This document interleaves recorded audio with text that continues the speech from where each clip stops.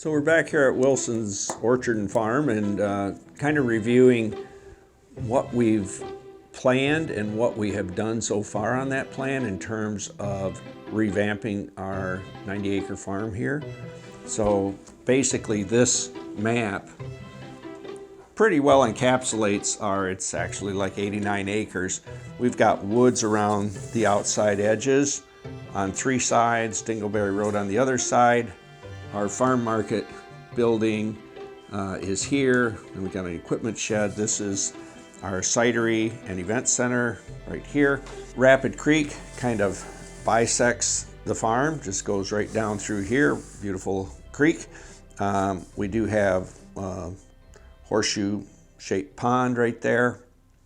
This map, a little less every year. A little smaller every year, that pond, yep. So this map dates back to 2017, and about that time we were starting to reimagine the farm. At that time, as you can see, so this direction is south of the creek, this was pretty much all apples. There were a lot of holes in this. I don't know if you guys can see it there, but you know, there's areas here with no trees. Even within rows, there was a lot of empty spaces in here. This area is all semi-dwarf, so these are apple rootstocks that are going to want to make a tree that's 12 to 16 probably feet tall. M7 is the common rootstock that was used. Almost all was 7 or M7A. A very vigorous rootstock that wants to really grow, which worked well for some varieties. Like right in here, this is a big block of Honeycrisp. But some of the more tender varieties like Blushing Gold, Suncrisp, Golden Delicious, any Galas, Jana Golds, things with Golden Delicious in their parentage in particular, struggled with that combination of a very vigorous rootstock and the kind of up and down winter, going into winter and coming out of winter. Those fluctuations really put the kibosh on a lot of these trees. So you just see trunk split, rot sets in, problems ensue. This part back here is basically all newly planted within the last about 8-9 years, I guess. This is all high density, fully dwarf, could be M9, some of Geneva rootstocks, G11, G16, a lot of Bud 9, unfortunately, in here, which we don't really like that much anymore. But this is all relatively recent and pretty productive in here. So what we started to do going back to about 2018 is we really started to think through what we want the orchard and the farm to look like down the road. One of the things we wanted to do is to develop areas. We don't have a lot of flat ground on this farm. I mean, there is, go ahead, Kyle. Yeah, we got basically these 3 spots, and even this has a grade to it. I guess this tabletop here, this is probably a flattest ground outside of our pumpkin plots, but yeah, struggle for flat ground out here. One of the struggles associated with that is our soils here are less soils, so these are wind-blown, very fine, sort of clay loam, maybe heavy on the clay, but boy, they erode just unbelievably fast. If you don't have cover on any kind of slope around here, as you can witness in lots of the fields around, it can wash severely and very, very quickly. So we struggle to find land on this farm that we could confidently plant 2 annual crops in order to broaden our season. So one of the things we've tried to do as we look at this is develop a landscape that would allow us to grow a variety of crops that we could harvest through the year. Back when this picture was taken, we were only open 3 months a year, August, September, October, and it was fundamentally an apple and pumpkin farm. As we looked forward, we wanted to expand the season to include other crops, and we'll sort of talk through how we did that, how we went about that. But this was the sort of footprint that we had to work with at that time. At that time, we were planting pumpkins, as Kyle said, our 3 areas to plant annual crops like pumpkins were here, here, and here. And those are relatively flat fields. But as we look to go into other crops, we started to identify things like raspberries, blueberries, strawberries, of course, and a bunch of flowers. Mostly annuals, sunflowers, some cut flowers, and things like that. So one of the things that we kind of early on decided is that we sort of looked at varieties that, because this orchard encapsulated over 100 varieties of apples. And some of these are quite interesting varieties. Most all of them are not varieties you would find in stores. Oh, there was Jonagolds and Galas and stuff like that. But there was a lot of stuff that you just don't find in stores and that customers probably had never even heard of. What we were interested in is narrowing the scope of apples to things that people really resonated with, or that resonated with people.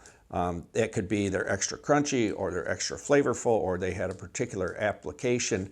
And we've tried to preserve and in fact expand those varieties. Whereas some of them, whether they're heirloom varieties or just oddball varieties, people just don't seem to like them. And there's no real reason, as we were thinking through our planting strategy, there's no real reason to keep them around just for the sake of having that variety around. Especially in this old block where it was like 2 trees of one variety, 4 trees of another, 3 of another, and then you just get lost in the middle of this long row trying to find the one you want. That was also a challenge for some of these areas. We decided fairly early on to take that out. At the same time, you can see this used to be all orchard, and you can see the number of holes in this. And that's not coincidental. This is a very strong south-facing slope. These are trees on M7 rootstock, which basically M7 has a very thin bark, and it gets excited easily.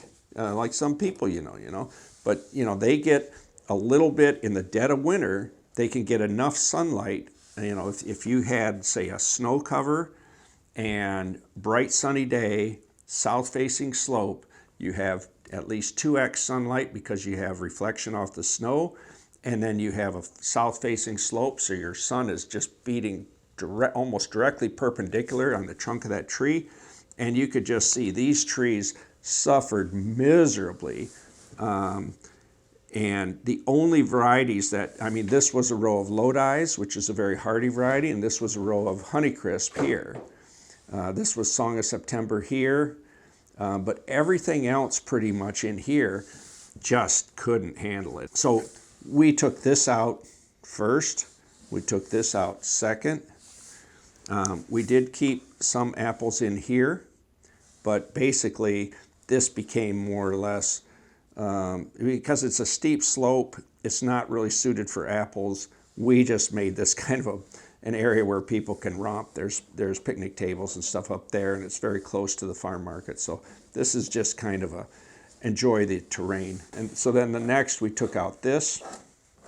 Well, I guess this went first because this was garbage. This was just sign rooted and just a bunch of garbage down here.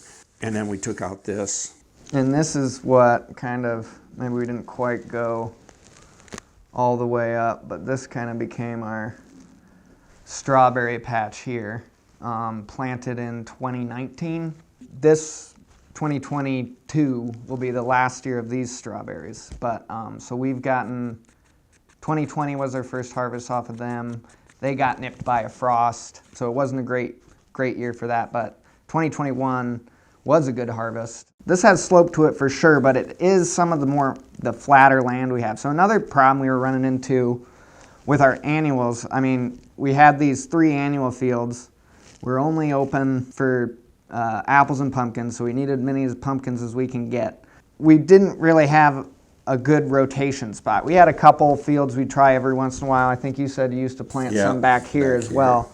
But it's really not good practice to plant the same crop over and over again. So after the strawberries come out this year there's this little corner up here we can probably plant some of our longest day pumpkins, but we kind of ripen our strawberries top of the hill to the bottom. And as we get picked out, we're going to rip out strawberries, plant pumpkins. So this is about 2 acres, which is a little less than all 3 of these combined, but I think this is going to be a lot better ground for us. So this is going to be our pumpkin patch this year, and opening this up after strawberries will allow us to get some kind of rotation going, so we're not just doing pumpkins on pumpkins. So this field here, we call the pond field, right next to the pond. So this year, this is going to be cut flowers and tomatoes. We're going to try to do a cherry tomato trial, see how that works for us. And then these 2 fields here, this right now, so again, we're looking to expand the crops to really widen the amount of time we have stuff available for you guys. And so this is tulips. We planted, what was it, 60,000? 60,000. So yeah, we planted 60,000 last late fall, early winter. And then this is going to be sunflowers. We're kind of treating sunflowers not like the cut flowers where we're doing close planting, kind of like a big flower bed. These were kind of more row cropping. Sunflowers are kind of easy to treat as a row crop. We got you can even plant them with a corn planter, so you can get it done real quick. So we kind of treat the sunflowers as a row crop. So, but as going forward now, we have kind of like 4 spots where we can move pumpkins around, move sunflowers around, move whatever else we want around, just to kind of give the land a break and rotate. Rotating crops is one of the core principles of sustainable agriculture. So if you grow the same crop on the same land over and over again, that crop's using the same profile of nutrients. It is leaving some of its debris behind, which can harbor disease for the next year. The bugs know exactly where it is. It just kind of depletes the same reserve of nutrients that crop feeds heavy on.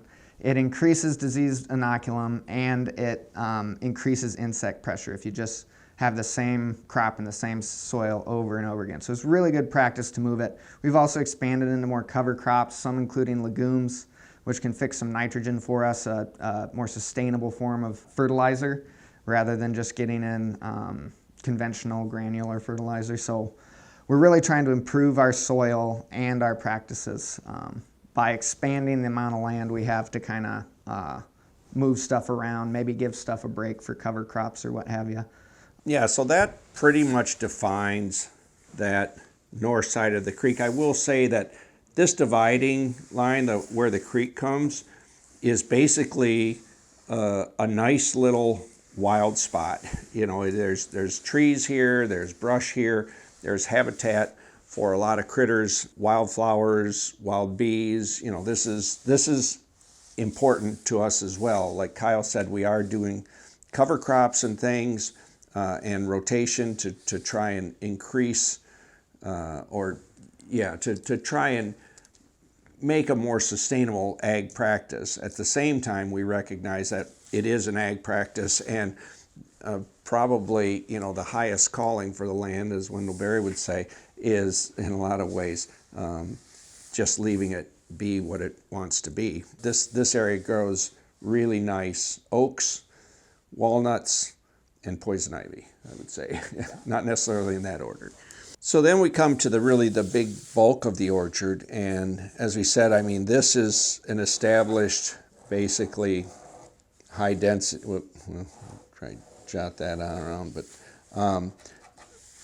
this is kind of set. We have quite a few Honeycrisp here. Honeycrisp, our #1 seller. We sort of strategically planned this. The other thing we wanted to do in thinking through this is kind of start to develop some ballpark ratios of how many of the different fruit we would have. So we looked back at records and said, okay, during Honeycrisp season, how many are we harvesting based on our sales records? And then the following, you know, so if you say Honeycrisp go the first 2 weeks of September, well, first of all, what's August look like? How many apples do we actually sell then? What's the first 2 weeks of September? What's the second 2 weeks of September?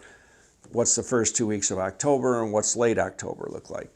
And we tried to develop some rough proportions of what we had overall, what we projected to have over the next 5 years, and what we needed. And one of the things that came up is that we really needed, we had quite a few Honeycrisp and Song of September, which took care of the first couple weeks of September. But sales were really strong that second half of September, and we didn't have a lot in that time frame. So one of the varieties that we really liked was Crimson Crisp. So we planted, like, this is all Crimson Crisp in here. So when we planted this, we kind of looked at that strategically. We planted some Crimson Crisp up here. We also added Honeycrisp, quite a few, because we decided we could probably never have too many Honeycrisp. So we added Honeycrisp there. There's some other blocks in here. But Crimson Crisp, Snow Sweet, we added some Jonagolds, and all of those were intended to fill that second half of September window. The first half of October, that window, we really depended still on a fair few, like Liberty in here. There were some Golden Delicious back in here. We did plant, I think, 4 rows of Goldens, smoothie Goldens back here, as well as some Mutsu and some Fujis. And we added later some Gold Rush back here. So that kind of helped fill in that later part of the season, starting basically this block, with the exception of these Honeycrisps that we added in here, pretty much was intended to take us from middle of September on to the end of October. Now, as we looked at the orchard then, we said, okay, so what are we going to do with the rest of it? One of the things is that having this on high density, we didn't really know how that would work with U-pick, actually. So, number one, I had this kind of nostalgic idea, like people wouldn't want to be in a trellised orchard. Well, honestly, I've never heard anybody say that since we've had this, 8, 9 years now. What we have noticed is, number one, there's a lot less waste. Part of that is it seems like the dwarf trees hold their fruit a little tighter. This M7 rootstock does not seem to like to hold on to its fruit real strong. And the second thing is people have, the apples themselves don't have as much, they have better color because they have more exposure to light.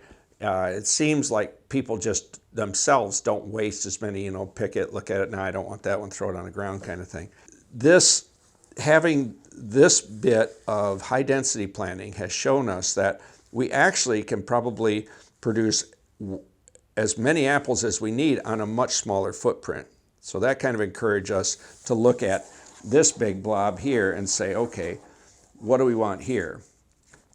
Early on, we sort of said, okay, well, this bit right in here, this is almost all Honeycrisp. And that M7 rootstock there's just so many reasons not to like M7 as a rootstock, but Honeycrisp on M7 just seems like a really nice combination. And those are really quite productive trees with good vigor. And so this kind of, we decided we would keep that.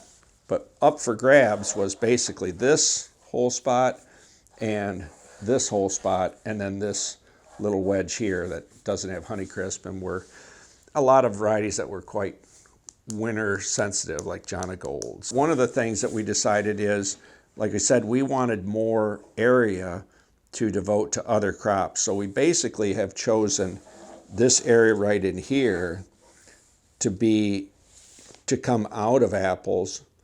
And last year, we took out this bit right in here last year. So then we planted, this is a little 4-acre block, and we planted basically half to raspberries, intending to grow floricane raspberries, and then half. That's summer bearing, summer bearing raspberries. Yeah. Again, keeping this, and then last year after the fall, we took out this block right here, and this is going to be our new strawberry field.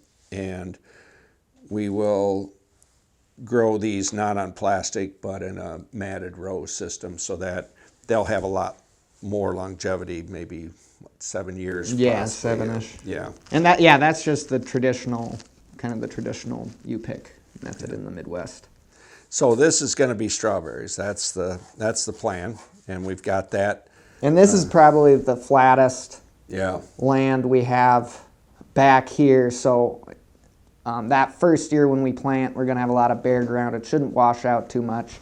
Easy to move in and out. Won't be hiking up hills and stuff. So that seemed like the logical spot for strawberries outside of there. We have put in a sprinkler system in here for overhead frost protection. So then, like I say, that'll be strawberries. This is raspberries, blueberries. This is a block of mostly Honeycrisp. There's some other stuff, Pristine and Ginger Gold in here, but by and large, it's mostly Honeycrisp. We looked at this, and we decided, as you can see, this wedge right in here has, compared to this, has a lot more holes in it. Part of that is that there's a lot of a variety that we really like, Song of September, right in here. That's a University of Minnesota variety, so it's more winter hardy. There's no Honeycrisp at all in here, but there are quite a few Song of September in here, and we were really loath to take them out. They're really popular. There's some Jonafree on this end. There's some garbage in the middle here, but by and large, we thought, well, we can, when you get down here, some of it is, like there's a few Wealthies, and there's, you know, so there's some stuff scattered around here, but by and large, these are like Jonathan's, Burgundy, and some other stuff that just didn't, Northern Spy, which is a nice apple, but it just doesn't want to bear here. There's some Gala in here. So, long story short, we took these out. Not all of them. We still couldn't part yeah, that's true. with some of the Song of September and stuff. So we took out a lot of the varieties we didn't want to continue with. That was just this last fall, kind of at the same time we were doing that. Yeah. And that's a good point, because what we're going to try here is, I mean, it's going to look a little goofy maybe, but so like next to this row of Jonafree, which is a disease-resistant Jonathan essentially, is a row that on this end has some Chieftain, and then there's some Gala way down there. No, anyway, I forget what those few trees were. There's like 3 Chieftain down here. Oh, Chieftain there. That's the Gala, yeah. Yeah, so then, but aren't there Gala? There's Gala on this row here. Yeah, I guess they had an extra and have a... Yeah, so anyways, so there'll be a trellis row between 2 semi-dwarfs, and then over here you're going to see a lot of that, where there'll be 2 or 3 rows of trellis trees next to or sandwiched between some semi-dwarfs. And we'll see how that goes. Well, I think the idea eventually is to move everything to full dwarf, but we just can't lose necessarily all the production at once. So kind of, we'll plant some of these trellis rows in here. Some of them are replacing some of the ones we're taking out, like we're replacing the Wealthy, we're replacing Jersey Mac, we're replacing some other stuff we're losing. And then once they get barren, we can take some of this other stuff out, so we don't lose out on the production for 5 years or what have you. And there are some things that we're going to actually expand, like Wealthy is a variety we've never really had enough of. But there's a lot of others like Spies and Blushing Gold. Blushing Gold's a nice apple, but we just can't keep it alive in this climate. So just getting rid of some of the stuff that hasn't done well. And then we're also going to do the same thing essentially over in this block. We've grafted a bunch of trees that will go into filling this out here and here. But that leaves then, so yeah, we'll probably replant that to apples. There's some fields along here. This is woods here, but there is some open ground in here. Last year, we also decided we wanted to start to bring back some livestock into the operation. And so we fenced this into, this is a fairly steep slope, north-facing slope. But last year we fenced this with high tensile woven wire down to about here probably. And we put some sheep in here. We had a guardian llama to take care of them. That was all fine and dandy. This year we're going to try to do some pastured pork and a small experiment with a chicken tractor and see how raising chickens and pork go. I guess the only other thing to mention is one of the reasons we can do a lot of this in this area, the deer pressure is huge, but this entire property basically is ringed by an 8-foot tall deer fence that surrounds the entire property, has gates at the entrances. Without that, when we first got this in 2009, some of this back in here were 8-year-old trees that were probably 30 to, somewhere between 2 and 3 foot tall. The deer just kept them trimmed off like little bushes is all that they were really. So, yep, that makes all of this possible. The soils is, they're good, healthy soils, good fertile soils, but they do wash easy, take a little extra care that way. So that's our plans as of today. This is a work in progress. As we come to know this farm better, know our clientele better, and have access to different crops and different ideas, this will be a plan with some fluidity. But at the end of the day, when you're into perennial crops, you have to be always thinking quite a long way ahead. You have to be thinking that 5 to 10 year ahead time frame. And that's why planning process like this was pretty important for us, just so that instead of making knee-jerk decisions one year to the next, oh, that sounds interesting, let's plant 100 of those trees or 1,000 of those, whatever, that we actually come up with some semblance of a game plan that gives us a direction for how to use different fields and the crops that we need to fit a year-round business. So stay tuned. We'll be scheming and dreaming on this well into the future. And yeah, let us know if you got any thoughts. Cheers.